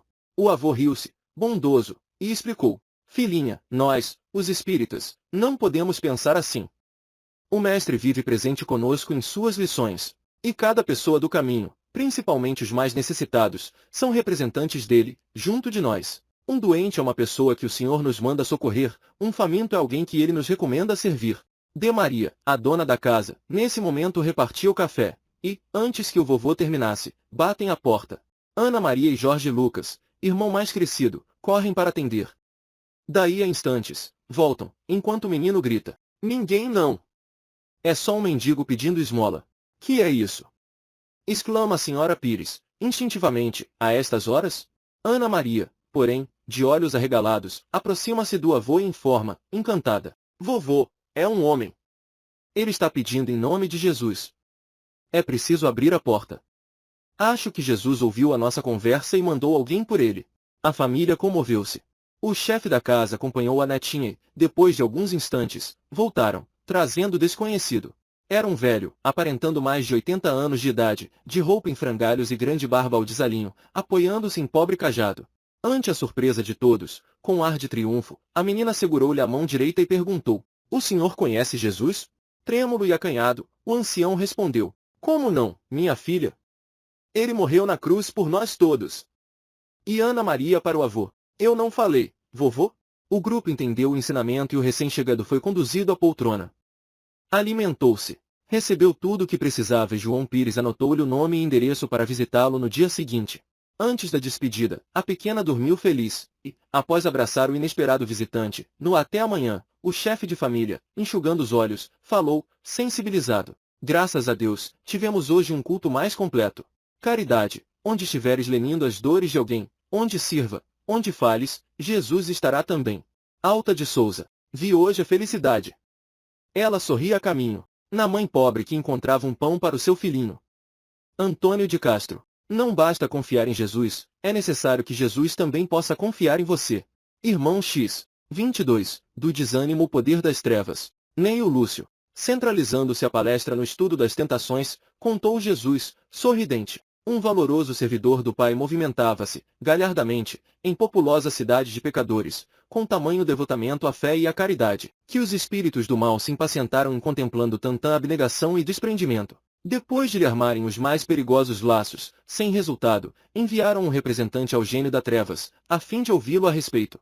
Um companheiro de consciência enegrecida recebeu a incumbência e partiu. O grande adversário escutou o caso, atenciosamente, e recomendou ao diabo menor que apresentasse sugestões. O subordinado falou, com ênfase, não poderíamos despojá-lo de todos os bens? Isto, não, disse o perverso orientador, para um servo dessa têmpera a perda dos recursos materiais é libertação. Encontraria, assim, 1000 meios diferentes para aumentar suas contribuições à humanidade. Então, castigar-lhe-emos a família, dispersando-a e constrangendo-lhe os filhos a enchê-lo de opróbrio e ingratidão, aventou o pequeno perturbador, reticencioso.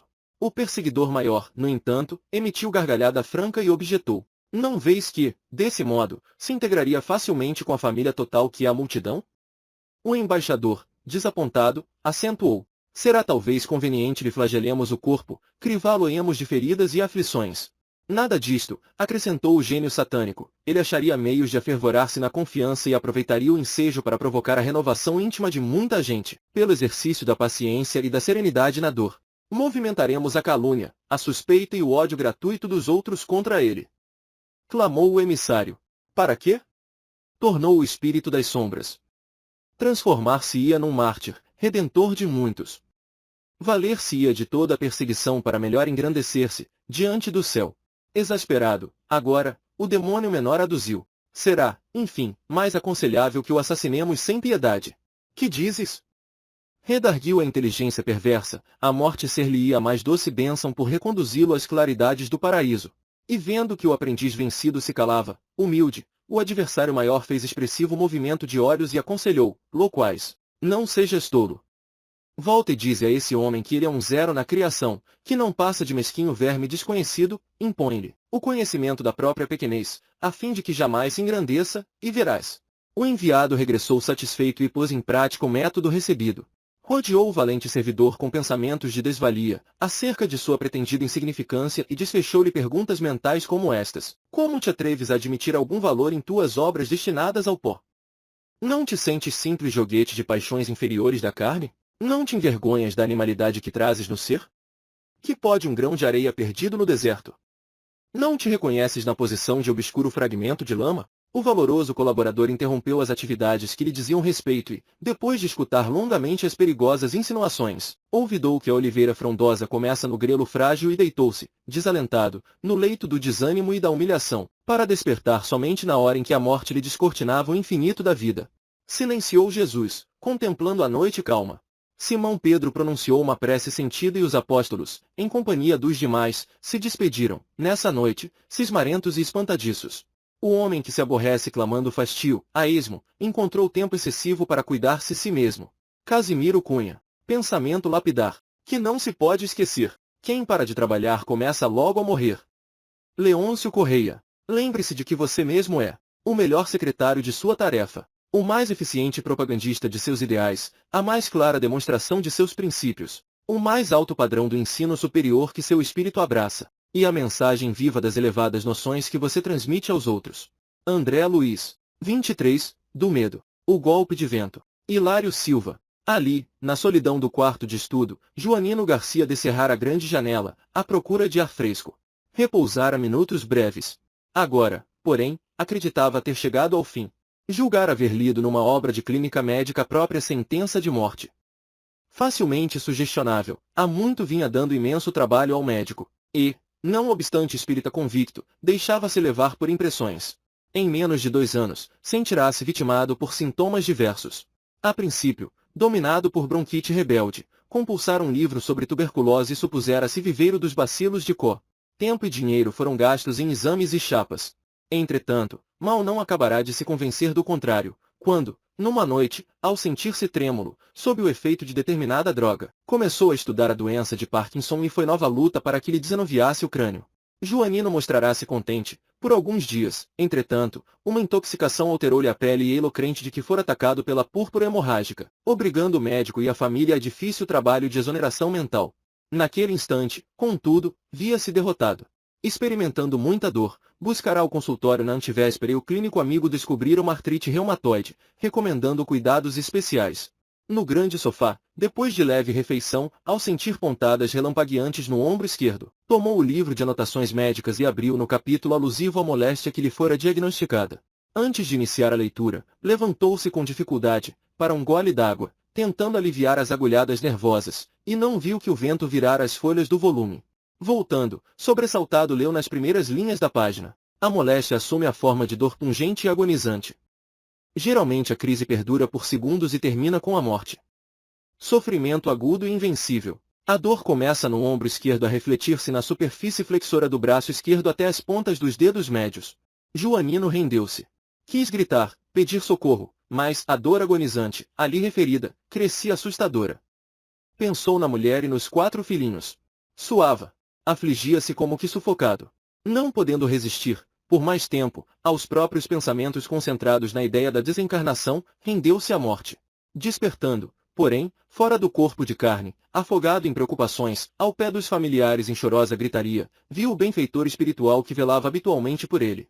O amigo abraçou-o emocionado, e falou: "É lamentável que você tenha vindo antes do tempo." "Como assim?" respondeu Garcia, arrasado. "Li os sintomas derradeiros de minha enfermidade." "Houve engano," explicou o instrutor, "os apontamentos do livro reportavam-se a angina de peito e não a artrite reumatoide como a sua leitura fez supor." A corrente de ar virou a página do livro. "Você possuía, em verdade, um processo anginoso, mas com 14 anos de sobrevida. Entretanto, com o peso de sua tensão mental, só aí Joanino veio a saber que morrera, de modo prematuro, em razão da sensibilidade excessiva, ante a leitura alterada por ligeiro golpe de vento. Marujo domina o mar remando contra a maré.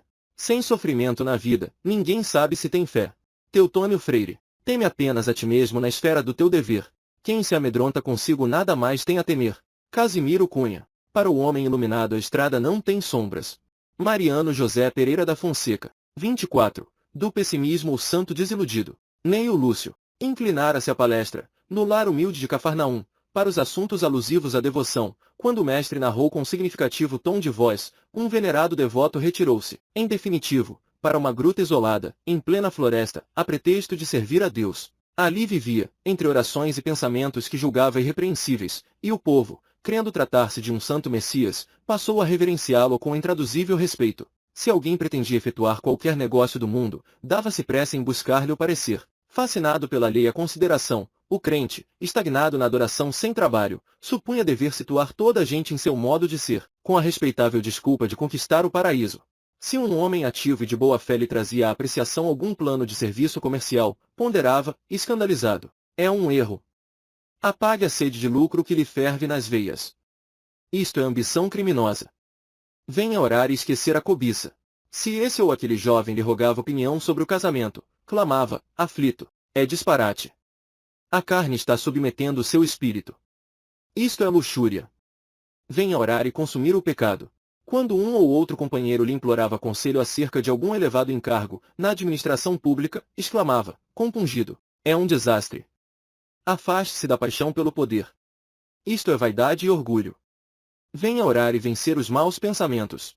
Surgindo pessoa de bons propósitos, reclamando-lhe opinião quanto a alguma festa de fraternidade em projeto, objetava, irritadiço: "É uma calamidade. O júbilo do povo é desregramento. Fuja à desordem. Venha orar subtraindo-se à tentação." E assim, Cada consulente, em vista da imensa autoridade que o santo desfrutava, se entristecia de maneira irremediável e passava a partilhar-lhe os ossos na soledade, em absoluta paralisia da alma.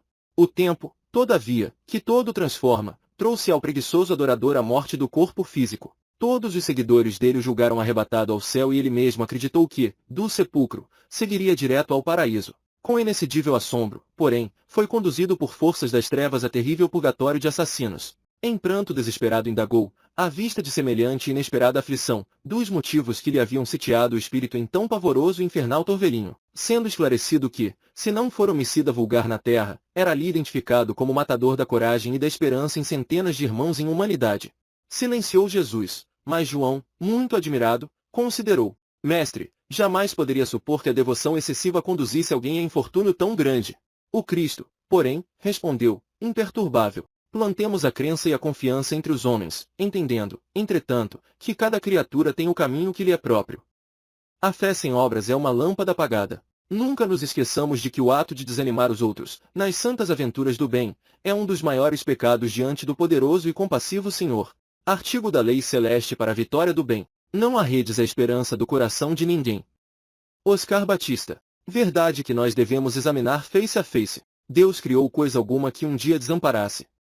Antônio Castro. Diante do bem, não pronuncies a palavra que é impossível. Memei. Neio Lúcio. 25. Do socorro divino à resposta celeste. Solicitando Bartolomeu esclarecimentos quanto às respostas do alto às súplicas dos homens, respondeu Jesus para elucidação geral. Antigo instrutor dos mandamentos divinos e em missão da verdade celeste, de uma aldeia para outra, profundamente distanciadas entre si, fazendo-se acompanhar de um cão amigo, quando anoiteceu, sem que lhe fosse possível prever o número de milhas que o separavam do destino. Notando que a solidão em plena natureza era medonha, orou, implorando a proteção do Eterno Pai, e seguiu. Noite fechada e sem luar, percebeu a existência de larga e confortadora cova, à margem da trilha em que avançava, e acariciando o animal que o seguia, vigilante, dispôs-se a deitar-se e dormir. Começou a instalar-se, pacientemente, mas espessa nuvem de moscas vorazes o atacou, de chofre, obrigando-o a retomar o caminho. O ancião continuou a jornada, quando se lhe deparou volumoso riacho, num trecho em que a estrada se bifurcava. Ponte rústica oferecia passagem pela via principal, e, além dela, a terra parecia sedutora, porque, mesmo envolvida na sombra noturna, semelhava-se a extenso lençol branco. O santo pregador pretendia ganhar a outra margem, arrastando o companheiro obediente, quando a ponte se desligou das bases, estalando e abatendo-se por inteiro. Sem recursos, agora, para a travessia, o velhinho seguiu pelo outro rumo, e, encontrando robusta árvore, ramalhosa e acolhedora, pensou em abrigar-se, convenientemente, porque o firmamento anunciava a tempestade pelos trovões longínquos. O vegetal respeitável oferecia asilo fascinante e seguro no próprio tronco aberto. Dispunha-se ao refúgio, mas a ventania começou a soprar tão forte que o tronco vigoroso caiu, partido, sem remissão. Exposto então à chuva, o peregrino movimentou-se para diante. Depois de aproximadamente 2 milhas, encontrou um casebre rural, mostrando doce luz por dentro, e suspirou aliviado. Bateu à porta. O homem ríspido que veio atender foi claro na negativa, alegando que o sítio não recebia visitas à noite e que não lhe era permitido acolher pessoas estranhas. Por mais que chorasse e rogasse, o pregador foi constrangido a seguir além. Acomodou-se, como pode, debaixo do temporal, nas cercanias da casinhola campestre. No entanto, a breve espaço, notou que o cão, aterrado pelos relâmpagos sucessivos, fugia a uivar, perdendo-se nas trevas. O velho, agora sozinho, chorou angustiado, acreditando-se esquecido por Deus e passou a noite ao relento. Alta madrugada, ouviu gritos e palavrões indistintos, sem poder precisar de onde partiam. Intrigado, esperou o alvorecer e, quando o sol ressurgiu resplandecente, ausentou-se do esconderijo, vindo a saber, por intermédio de camponeses aflitos, que uma quadrilha de ladrões pilhara a choupana onde lhe fora negado o asilo, assassinando os moradores. Repentina luz espiritual aflorou-lhe na mente.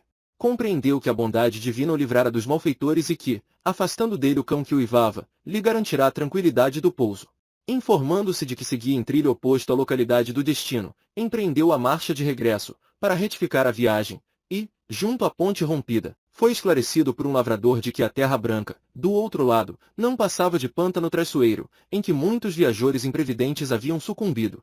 O velho agradeceu o salvamento que o pai lhe enviara e, quando alcançou a árvore tombada, um rapazinho observou-lhe que o tronco, dantes acolhedor, era conhecido covil de lobos. Muito grato ao Senhor que tão milagrosamente o ajudara, procurou a cova onde tentará repouso e nela encontrou um ninho de perigosas serpentes. Endereçando infinito reconhecimento ao céu pelas expressões de variado socorro que não soubera entender, de pronto, prosseguiu adiante, são e salvo, para desempenho de sua tarefa. Nesse ponto da curiosa narrativa, o mestre fitou Bartolomeu demoradamente e terminou. O Pai ouve sempre as nossas rogativas, mas é preciso discernimento para compreender as respostas dele e aproveitá-las. Hoje vi no meu caminho lição de fé verdadeira. Sabiá fazendo ninho por cima da cachoeira Antônio Salles. Não te deis ao pessimismo. Por mais que a dor te requeira, se o mal te empurrou no abismo, Deus te segura na beira. Soares Bulcão. Antes de pronunciares a frase amarga que te explode no coração, tentando romper as barreiras da boca, pensa na bondade de Deus, que te envolve por toda a parte. Memei. 26. Do serviço. O valor do serviço. Neio Lúcio. Felipe, velho pescador de Cafarnaum, elevado com as explanações de Jesus sobre um texto de Isaías, passou a comentar a diferença entre os justos e injustos, de maneira a destacar o valor da santidade na terra. O mestre ouviu calmamente, e, talvez para prevenir os excessos de opinião, narrou, com bondade. Certo fariseu, de vida irrepreensível, atingiu posição de imenso respeito público. Passava dias inteiros no templo, entre orações e jejuns incessantes. Conhecia a lei como ninguém. Desde Moisés aos últimos profetas, decorar os mais importantes textos da revelação. Se passava nas ruas, era tão grande a estima de que se fizera credor, que as próprias crianças se curvavam, reverentes. Consagrara-se ao Santo dos Santos e fazia vida perfeita entre os pecadores da época. Alimentava-se frugalmente, vestia túnica sem mancha e abstinha-se de falar com toda pessoa considerada impura. Acontece, todavia, que, havendo grande peste em cidade próxima de Jerusalém, um anjo do Senhor desceu, prestimoso, a socorrer necessitados e doentes, em nome da divina providência.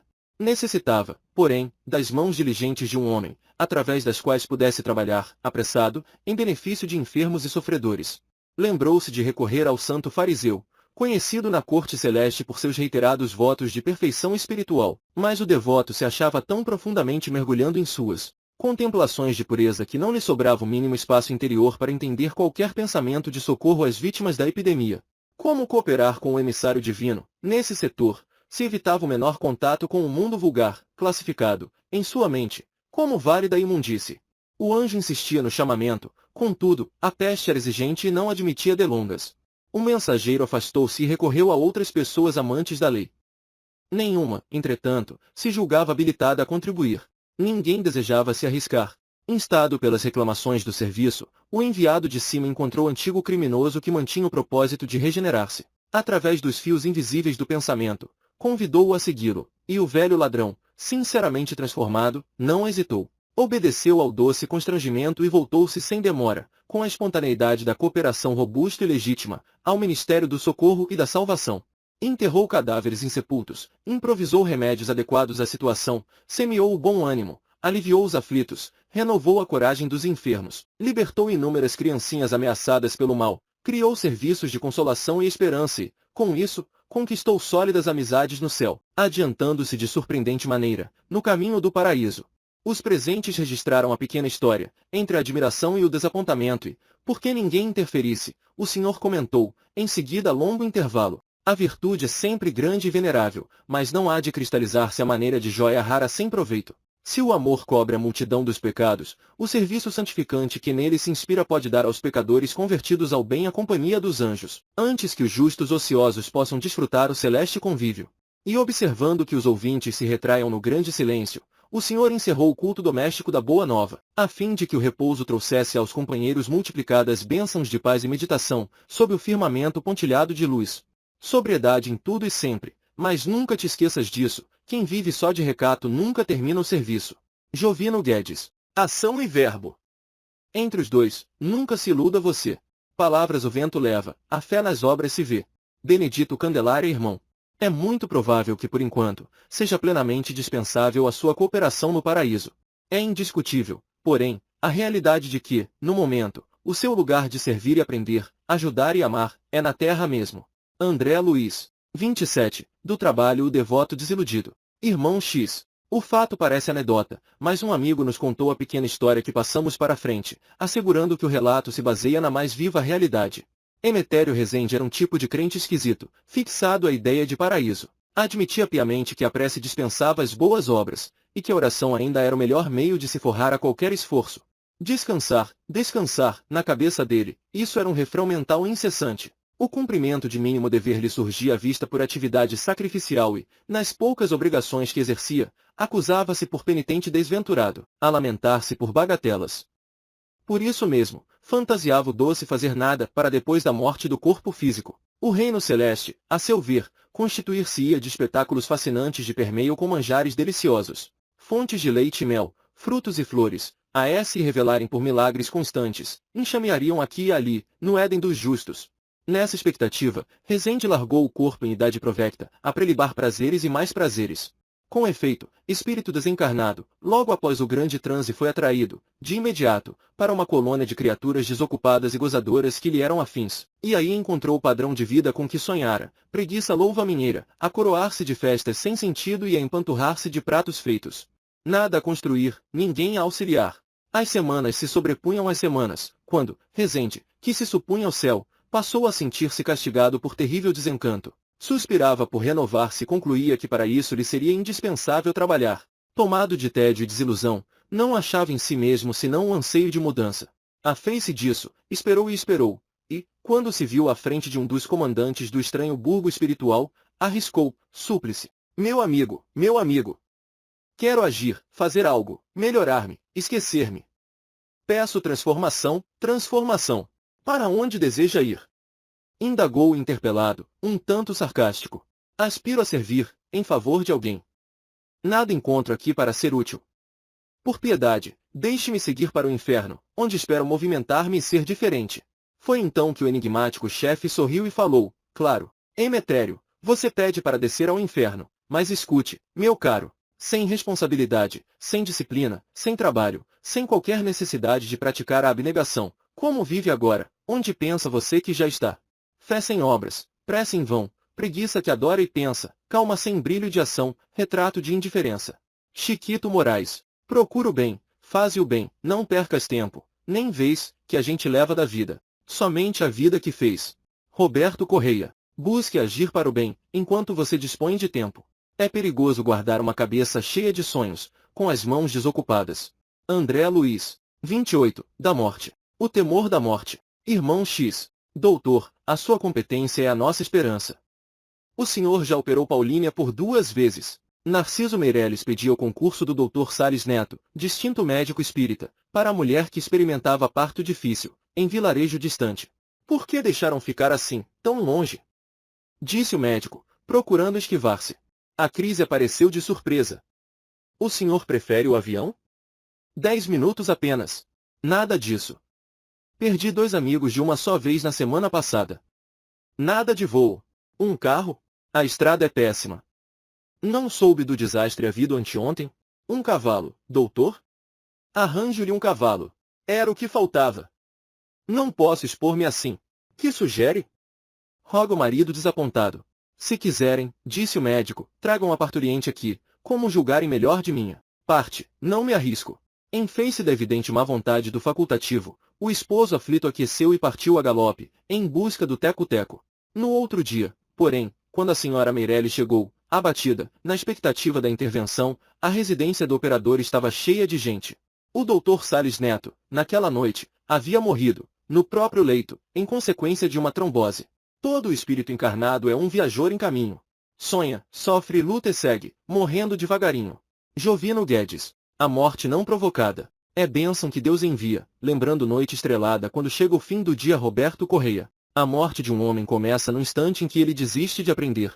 Mariano José Pereira da Fonseca. 29. Da reclamação à petição de Jesus. Irmão X. E Jesus, retido por deveres constrangedores, junto da multidão, em Cafarnaum, falou a Simão, num gesto de bênção. Vai, Pedro. Peço-te. Vai à casa de Jeremias, o curtidor, para ajudar. Sara, a filha dele, prostrada no leito, tem a cabeça conturbada e o corpo abatido. Vai sem delonga, ora ao lado dela, e o pai, a quem rogamos apoio, socorrerá a doente por tuas mãos. Na manhã ensolarada, pôs-se o discípulo em marcha, entusiasmado e sorridente com a perspectiva de servir. À tarde, quando o sol cedia as últimas posições à sombra noturna, vinha de retorno anunciando inquietação e pesar no rosto áspero. Ah! Senhor! Disse ao mestre que lhe escutava os apontamentos, todo esforço baldado, tudo em vão. Como assim? E o apóstolo explicou amargamente, qual se fora um odre de fel a derramar-se. A casa de Jeremias é um antro de perdição. Antes fosse um pasto selvagem. O abastado curtidor é um homem que ajuntou dinheiro, a fim de corromper-se. De entrada, dei com ele bebericando vinho num paiol, a cuja porta bati, na esperança de obter informações para demandar o recinto doméstico. Não parecia um patriarca e sim um gozador desavergonhado. Sentava-se na palha de trigo e, de momento a momento, colava os lábios ao gargalo de pesada botelha, desferindo gargalhadas, ao pé de serva bonita e jovem, que se refestelava no chão, positivamente embriagada. Ao receber-me, começou perguntando quantos piolhos trago à cabeça e acabou mandando-me ao primogênito. Saí à procura de Zoar, o filho mais idoso, e o achei, enfurecido, no jogo de dados em que perdia largas somas para conhecido traficante de Jope. Acolheu-me aos berros, explicando que a sorte da irmã não lhe despertava o menor interesse. Por fim, expulsou-me aos coices, dando a ideia de uma besta fera solta no campo. Afastava-me, apressado, quando esbarrei com a dona da casa. Dei-lhe a razão de minha presença, contudo, antes de atender-me, passou a espancar a esquelética menina, alegando que a criança lhe havia surrupiado um figo, enquanto a pequena chorosa tentava esclarecer que a fruta havia sido devorada por galos de estimação. Somente após ensanguentar a vítima, resolveu a megera designar o aposento em que poderia avistar-me com a filha enferma. Ante o olhar melancólico do ouvinte, o discípulo prosseguiu. A dificuldade, porém, não ficou nisso. Visivelmente transtornada por bagatela, a velha sovina errou na indicação, pois entrei numa alcova estreita, onde fui defrontada por Josué, o filho mais moço do curtidor, que mergulhava a mão num cofre de joias. Desagradavelmente surpreendido, fez-se amarelo de raiva, acreditando de certo que eu não passava de alguém a serviço da família, a fim de espionar-lhe os movimentos. Quando ergueu o braço para esmurrar-me, supliquei-lhe considerasse a minha situação de visitante em missão de paz e socorro fraterno, embora contrafeito, conduzindo-me ao quarto da irmã. Ah! Mestre, que tremenda desilusão! Não duvido de que se trata de uma doente, mas, logo me viu, a estranha criatura se tornou inconveniente, articulando gestos indecorosos e pronunciando frases indignas. Não aguentei mais. Fugi, horrorizado, e regressei pelo mesmo caminho. Observando que o amigo sublime se resguardava, triste e silencioso, volveu Simão, após cumprido intervalo. Senhor, não fui, acaso, bastante claro? Porventura, não terei procurado cumprir-te honestamente os desejos? Seria justo, mestre, pronunciar o nome de Deus, ali, entre vícios e deboche, avareza e obscenidade? Jesus, porém, depois de fitar longamente o céu, a inflamar-se de lumes distantes, fixou no companheiro o olhar profundamente lúcido e exclamou com serenidade: Pedro, conheço Jeremias, a esposa e os filhos, há muito tempo. Quando te incumbi de ir ao encontro deles, apenas te pedi para auxiliar. Conversa com caridade, alma irmã, alma sincera. Às vezes uma palavra é tudo o que a gente espera. Antônio Azevedo. Ofensor é uma pessoa que Deus manda, de imprevisto, para ver nossa atitude. No ensino de Jesus Cristo. Silveira Carvalho. Quando encontrares Jesus nos irmãos de toda parte, Jesus tomar-te-á para companheiro, em qualquer lugar. Mariano José Pereira da Fonseca. Fim.